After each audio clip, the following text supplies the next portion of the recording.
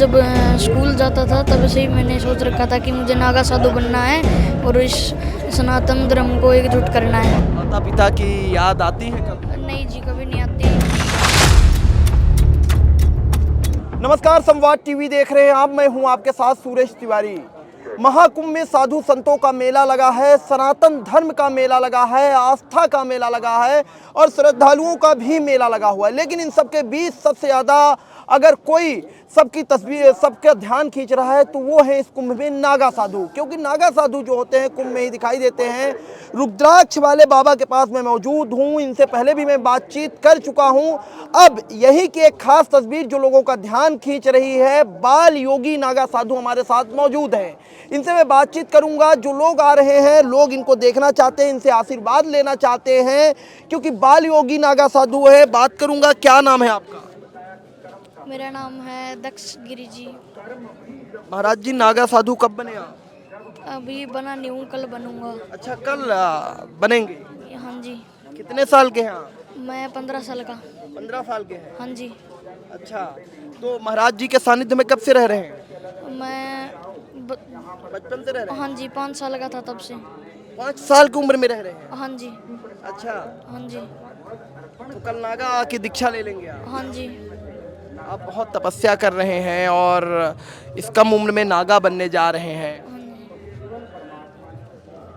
माता पिता की याद आती है कभी? नहीं जी, कभी नहीं आती। मेरे सब कुछ गुरुदेव ही हैं और मेरा सनातन धर्म ही सब कुछ है मेरे लिए। कभी नहीं आती माता पिता की? 15 साल की उम्र तो बहुत कम होती है, बच्चे तो रह नहीं पाते। नहीं आती। मैं तो इस कुंभ में देख रहा हूँ जो बच्चे बिछड़ जाते हैं, रोने लगते हैं बिना मम्मी पापा के। मुझे तो कभी नहीं आती याद। अच्छा, भोलेनाथ ही माता पिता है आप? हाँ जी। तो ये 5 साल की उम्र में अपने से आप आए थे या माता पिताजी ने धुने में या महाराज जी को दिया था? मैं अपने से आया था और फिर उसके साथ परिवार वालों ने भी अपनी सहमति दे दी। आप अपने से आ गए थे हाँ जी। 5 साल की उम्र में? हाँ जी। कैसे ये मन में कैसे आया कि आपको नागा बन जाना चाहिए, नागा साधु बन जाना चाहिए और तपस्या करनी चाहिए? ये तो बहुत लंबी कहानी है बट अभी सुना नहीं सकता मैं। अच्छा। हाँ जी। मैं जब स्कूल जाता था तब से ही मैंने सोच रखा था कि मुझे नागा साधु बनना है और इस सनातन धर्म को एकजुट करना है। 5 साल की उम्र में आपने ये सोच लिया था कि आपको नागा बाबा बनना है और सनातन को एकजुट करना है, सनातन के लिए काम करना है, सनातनियों के लिए अलग जगानी है। हाँ जी। रहने वाले बाबा जी कहाँ के थे महाराज जी आप? हम हैं हरियाणा के। हरियाणा के थे? हाँ जी। मेरा जन्म स्थान है साबरवास और मैं रहता हूँ गांव कंडोल में। अच्छा। हाँ जी। और जिला हिसार। हिसार जिले के हैं? हाँ जी। तो गुरु जी वगैरह के संपर्क में कैसे आए, इनके पास कैसे आए आप? घर वालों ने शुरू में इन्हीं के चरणों में सौंप दिया मुझको। अच्छा। हाँ जी। तो अच्छा लगता है इन लोगों के साथ? हाँ जी। मुझे बहुत गर्व महसूस होता है जब मैं इनके साथ रहता हूँ। क्या बोलते हैं? मुझे बहुत गर्व महसूस होता है गर्व महसूस होता है? हाँ जी। पूजा पाठ में दिन भर आप लीन रहते हैं? हाँ जी। तो मम्मी पापा मिलने आते हैं कभी कि हम नहीं आते? नहीं आते हैं। उनको पता है कि बेटा मेरा नागा बन गया? हाँ जी। अच्छा। पापा जी तो रहनी, मम्मी है, उनकी कभी याद नहीं आती। पापा जी नहीं है, देहांत हो चुका है उनका? हाँ जी। मम्मी है, उनकी भी याद नहीं आती? नहीं जी। फोन बोन में अब तो थोड़ा बहुत बात कुछ नहीं होती? नहीं जी। कभी घर भी जाते हैं? नहीं जाता। घर भी नहीं जाते? नहीं जी। भाई वगैरह थे आपके? हाँ जी, 3 भाई बहन और हैं।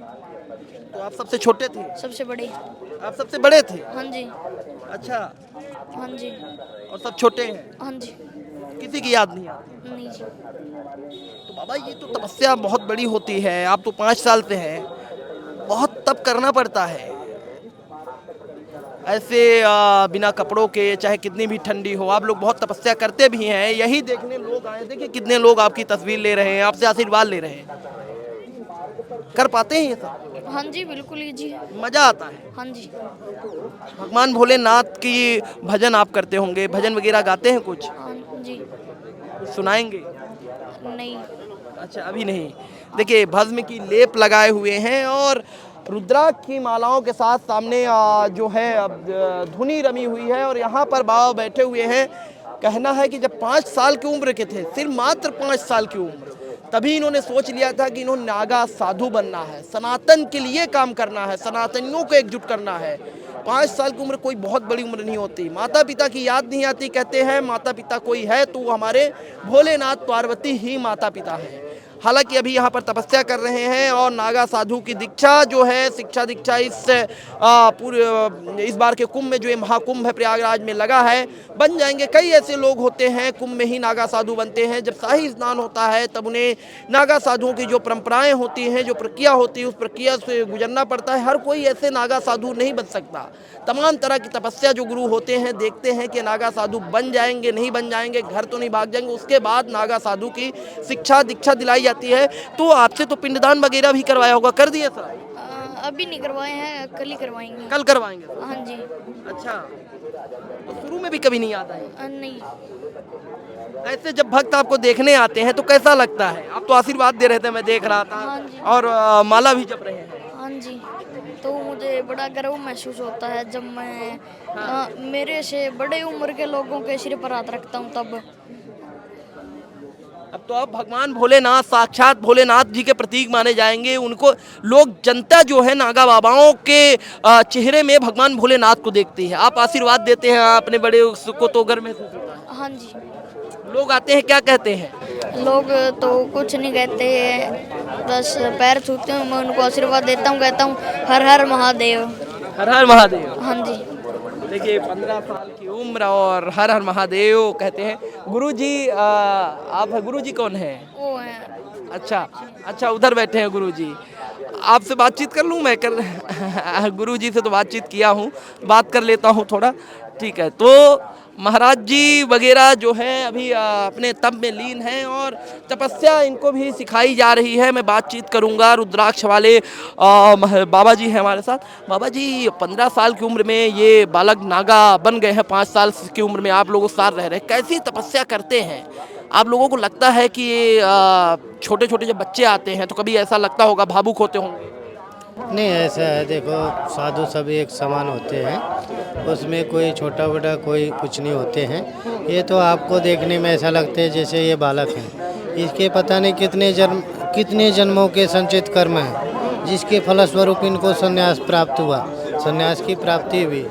और हमारे यहाँ मान्यता भी है, जैसे मानता मांगते हैं वे दूल्हे पे हम एक सनातन धर्म को अपने अर्पित कर देंगे पुत्र।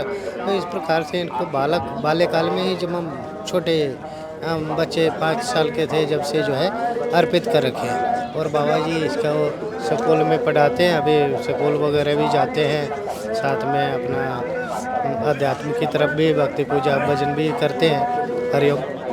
महाराज जी, ये तो जो बच्चे नहीं बात कर पाते कह रहे हैं कि हमारे भोलेनाथ और पार्वती ही माता पिता हैं, सब कुछ वही हैं, सब उन्हीं को मान लिया, सनातन को एकजुट करना है। 15 साल की उम्र के बालकों को सनातन के बारे में बात करते बहुत कम देखता हूँ, लेकिन इनके ज्ञान को सुन के मैं कहीं ना कहीं प्रभावित हूँ।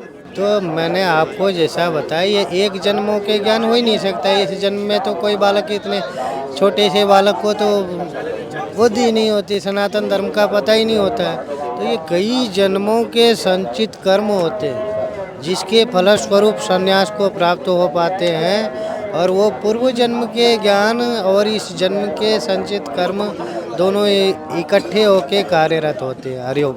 कई जन्मों के पूर्ण फल होते हैं तब जाकर कोई नागा साधु बनता है और नागा साधु की शिक्षा दीक्षा ले पाता है, इस प्रक्रिया से गुजर पाता है।